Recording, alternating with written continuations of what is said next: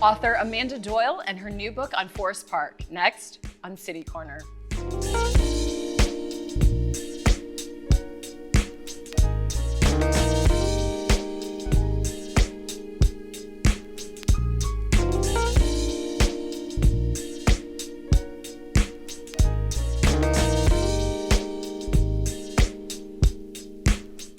Hi, I'm Sarah Thompson, and welcome to City Corner.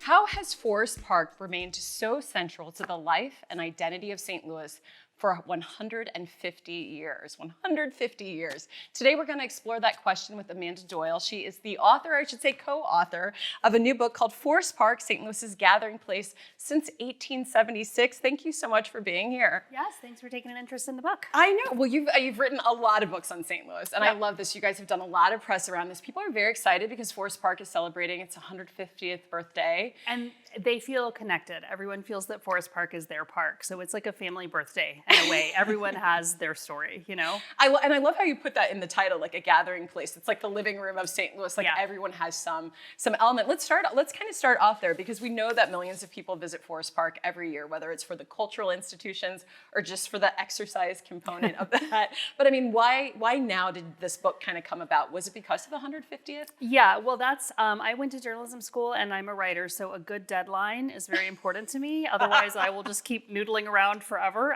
So 150 years is like a hard deadline. You only get one chance at that. Right, 2026. Right, it's gotta be, we gotta have this book. But you know, it's a great time to look at what you just mentioned in the intro, like how has something been around and been so vital for that long?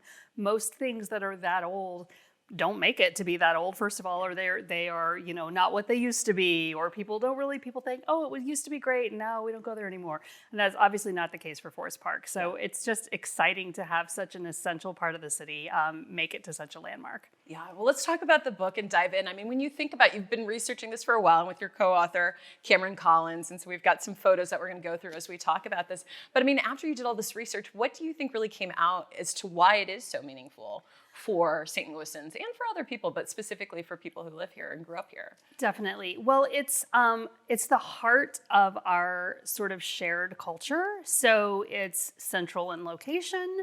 It's the home of our major cultural institutions. We all in the city and the county tax ourselves to support these institutions. So we've got a little ownership in the game as well. Right. And it's such a mix of different kinds of things. So I think it's interesting. There are people they're like Muni people. Yes. You know, they go to the Muni, they've had tickets in their family for 3 generations, and maybe they have never even been to some other part of the park, or there's things they haven't seen. So people have their kind of one entry in, and then that can expose them to lots of other things. But just thinking of all the things that bring people to the park and all the things they can experience there, I think that's why it resonates with so many people. It is really interesting. I used to live like right across from the park in the West End, and so we would just walk, you know, all the time, every day. And right. The Victorian Bridge came to mean something, but the more you explore it, literally every inch, you come to start to think like there's a story behind this, there's a story behind this. And you sort of do that in your book. As we look at some of these old photographs, I love how you combine present day with like, you know, your archival research. Of all the photographs you covered, which one sort of made you stop and think like, I had no idea this happened here? And you're like a very well-researched author on St. Louis. That's a great question. You know, I will say actually the story that comes to mind when you ask that is a picture of Post-Dispatch Lake, which is where the boathouse is, where people can rent paddle boats and all that stuff.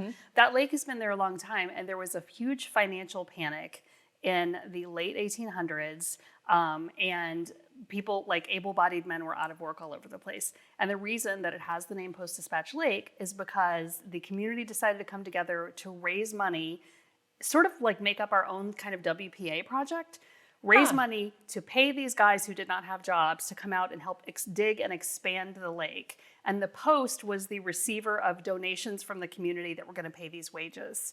And there are so many, so during the period, it was over the winter, I'm going to say 1877, I might have that date wrong.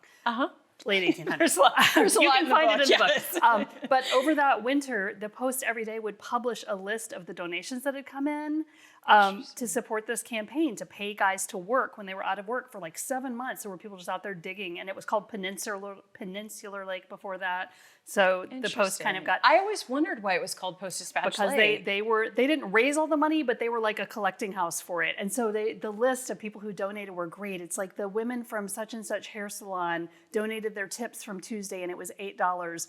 The kids on, the 5700 block of Goethe had a lemonade stand and raised 17 cents. They sent it. It was just the like range of people who wanted to support it was so cool. And they did expand the lake, and they paid some people during a time when they weren't getting paid. That's so interesting. It's funny that you use that as your example, because I've actually always wondered that. No, I have. I really have. Like, why it's been called the Post-Dispatch Lake. It never occurred to me to wonder either. I was like, it's Post-Dispatch Lake. I guess, I don't know, naming rights? It's, 2026 today. You'd probably like just pay a lot of money and put your name on things. But you're the sponsor of it. Yeah, that's their connection. No, that's really interesting. So, I mean, the book covers a lot of like fun facts. I want to kind of, you added me, like, name off a few, and then that people probably know or don't know, and then you feel free to add in any that you think, that come to mind and I'd love to, we're going to look at some pictures, but, Forest Park, you mentioned, is larger than Central Park. Yes, I feel like we're like contractually required to say that anytime we as St. Louisans talk about our park. 500 acres bigger than Central Park. 500 acres bigger. So that's one. The River de Pere flows underneath. I kind of did. So does it still, it still flow underneath? It's still there. It's actually, yes, there's a great kind of on the north side of the park by the fish hatchery. That is the entrance when the folks from MSD or other people need to get down into the River de Pere sewer. That's where they go. But the River de Pere was undergrounded partially before the World's Fair because it was kind of not that sightly. Yeah. And then again in the early 1900s, it was actually called the Foul Water Sewer, the project that it was really a mess by then. So they just said, well, why not put this out of sight and it'll be out of mind? So just bury it. Yeah. But I will say in the last 10 years, the resurfacing and reconnecting of all the waterways in the park is unbelievable. Yeah. It's so lush. If people have not seen kind of all that work, it's really incredible, the restoration. That's really interesting. I always thought this was interesting for what we now think of at the Jefferson statue at the Missouri History Museum, but it used to be called Jefferson Memorial. That predates, I didn't know this until from your book, the Washington Memorial in D.C. It is the first statue that there was of Thomas Jefferson in the whole country. And it was well in advance of the memorial in D.C. So interesting. So people have some newfound information. Talk a bit about, a lot of people may not know this, but you do mention in the book Native American mounds so we think of Cahokia mounds. For sure. And we know some other mounds that are in this area, but I did not know that for Forest Park there were I didn't either. And there's actually a great book written by a professor in California called Mound City. But I went to hear her speak a couple of years ago when her book was new, and she mentioned the mounds in Forest Park. And I thought, as someone writing a book about Forest Park, I should probably know more about this. So I did some investigating. There were mounds. People knew they were there for a long time, but nobody paid too much attention to them, at least that I can find, until World's Fair prep got underway. And they hired this archaeologist, the World's Fair committee hired an archaeologist to come in and partially excavate one of the mounds. And they found lots of evidence, artifacts and things like that. And they sent him on his way, and he had the understanding that they would be preserved, and maybe they would make a whole museum in St. Louis about them, and definitely at the World's Fair. And in fact, once he left, they were like, okay, boys, let's build the World's Fair. So it did not come to pass that we really celebrated that heritage. But yeah, there was a collection of them kind of at the bottom of the hill, not Art Hill in front, but to the side of the art museum. Interesting. That's really interesting. And I don't know what the status of them is now, honestly, because they were left undisturbed at that time mostly as well. So. Yeah, no, that's really interesting. When you and Cameron were writing this book, if we had walked into your office during this time frame, I want to go into the mindset of you as an author. Would it have looked like the JFK conspiracy, where they're Post-its and maps and photos? What was... because there's a lot to cover here, 150 years. So, how did that look? How did your office look? Post-it sponsorship. Now that I'm thinking about it, I use a lot of Post-its. Well, and it's always interesting working with a co-author, which I love to do because it makes it more fun. Writing is kind of a solitary activity sometimes. So, but when we started, we made a shared Google Doc and both said, put in everything you can think of that you want to include in this book. So we're, dropping in all our favorite, I heard this one time, or here's my favorite story, or this is where I like to go.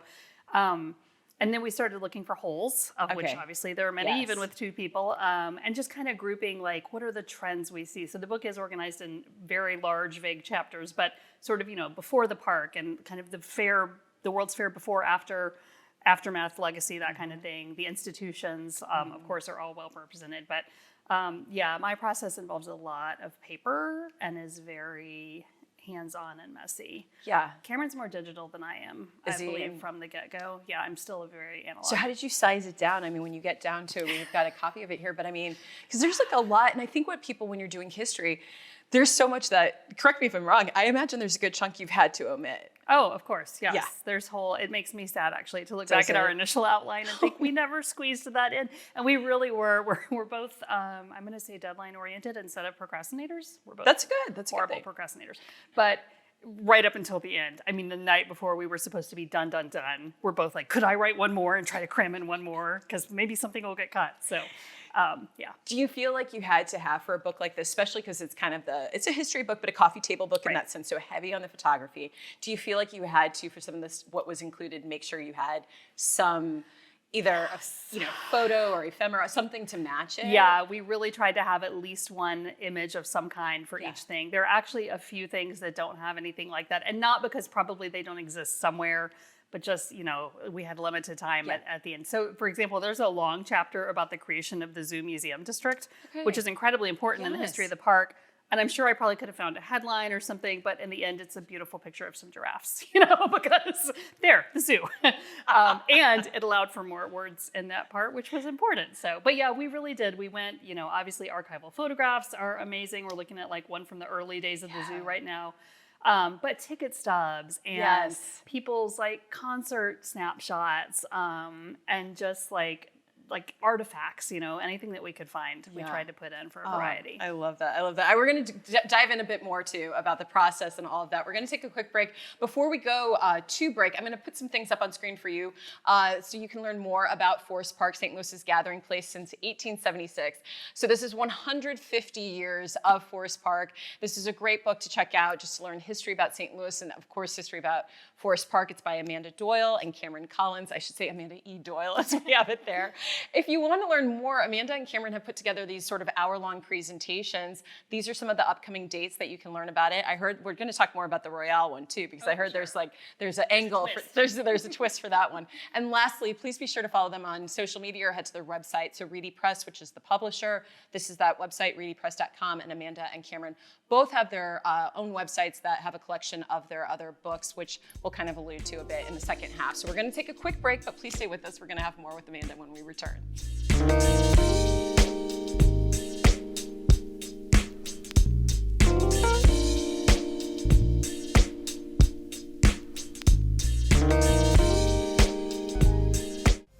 Did you know that you can watch STL TV on your smart TV?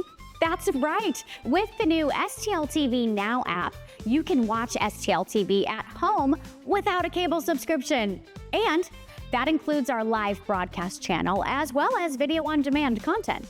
We have apps for Apple TV, Fire TV, and Roku. You probably have at least one of those at home, right? But this one is a Fire TV. Now listen, it is really easy to get started. Just find the App Store on your TV, then search for STL TV Now. Select it and click to install. And in just a few seconds, you are enjoying STL TV's great programming such as City Corner, Inside Sports, City Government, and public interest coverage. Or, my personal favorite, In the Kitchen.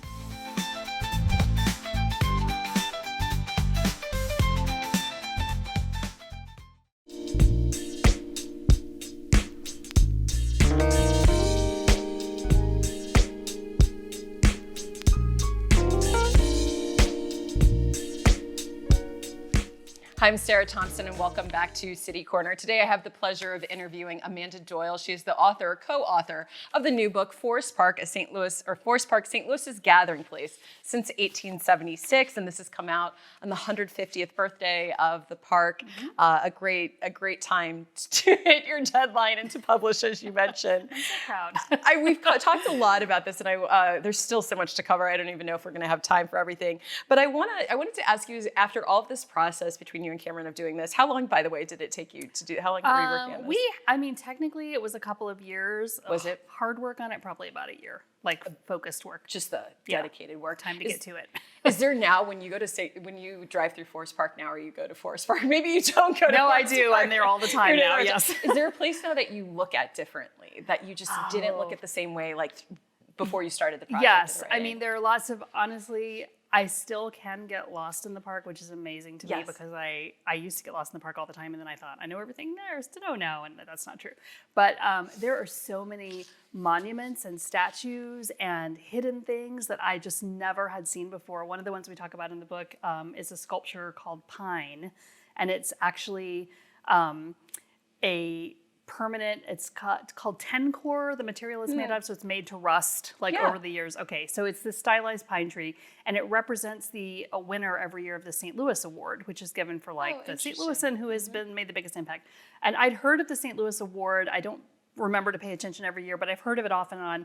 And I thought, where is this statue? I have never seen this. And so I went looking for it, and it's at the bottom of the World's Fair Pavilion Hill, and it's in a grove of real pines, and inside of it is this, but now I can't not see it, you know, because I know it's right there. And I've asked so many people, have you ever seen that statue? And they're like, I don't think I know what you're talking about. So just little things like that, corners that I had to go find myself, that now I definitely am right there. Yeah, that's really interesting. I feel like I felt like that a lot when I first discovered the Victorian footbridge in Forest Park, and I think we may have a photo of that. And then because I lived in the West End and walk by it started to walk across it. And then once I did, I was I could never it was just, you couldn't not know where it was, right? We would always, walk across it. And yeah, it was just really interesting. I wanted to kind of dive in a bit more.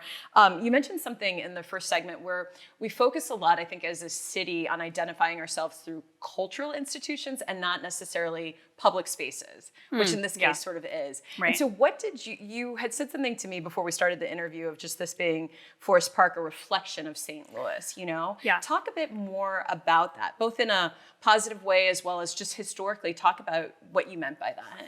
Yeah, so anywhere that's the park has a hugely important role to play just as a public place to be, where people can go. And this is when the founders of the park were kind of setting out their ideas for the park. They talked a lot about this. It's kind of like reading the Declaration of Independence or something. You come away feeling we are the best people in the world because we're making this for ourselves. And of course, the reality is a lot more complicated. But they did talk about a place where people can come and you don't have to spend money. You don't need to own things. You don't have to be there for a purpose. You can just come there to be. And so I think we don't think all the time about that aspect of Forest Park and all of our public places. So the park has always reflected what was happening in the larger city and in the country and in the world, honestly. So I mentioned the financial panic in the late 1800s. Where that showed up was, let's start a public works project in the park because it's land we have that needs things and we have people who need to work. There have been many instances over the years of unequal access to the facilities in the park based on your race in St. Louis. And so seeing people's, particularly Black people's attempts to gain access, to gain equality, and how they were sort of put off, and then granted access. That's another whole reflection of exactly our city's history.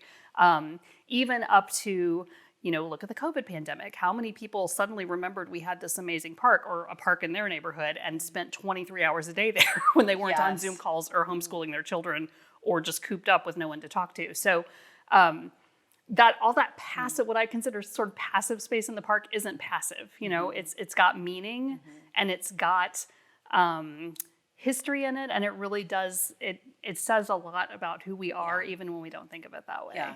That's a really, I appreciate you sharing that. And it's so interesting too, when you think about the generational aspects, even though this is on a more lighthearted side, but whenever I think of winter in Forest Park and everyone sledding down Art Hill, sometimes it's it's like a tradition. It's a very St. Louis, totally. You're not really a St. Louisan if you haven't sled down Art Hill or something, right?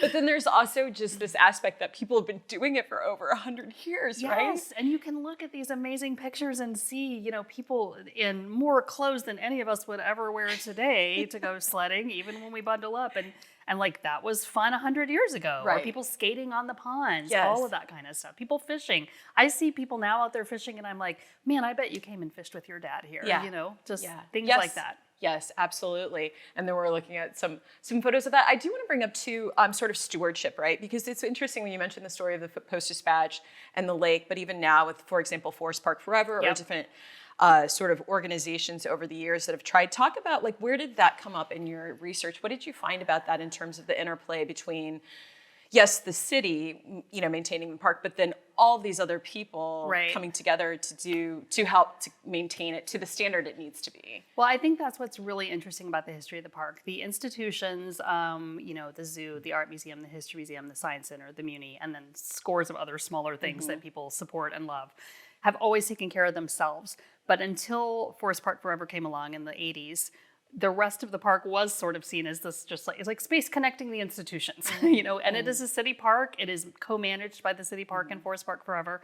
But looking at the rest of everything that's in there and thinking, wait, who's taking care of this? Like, we need, the sewer has to work, the roads have to connect. All these institutions need to know what the other ones are doing. And I think they do a great job now of being in communication.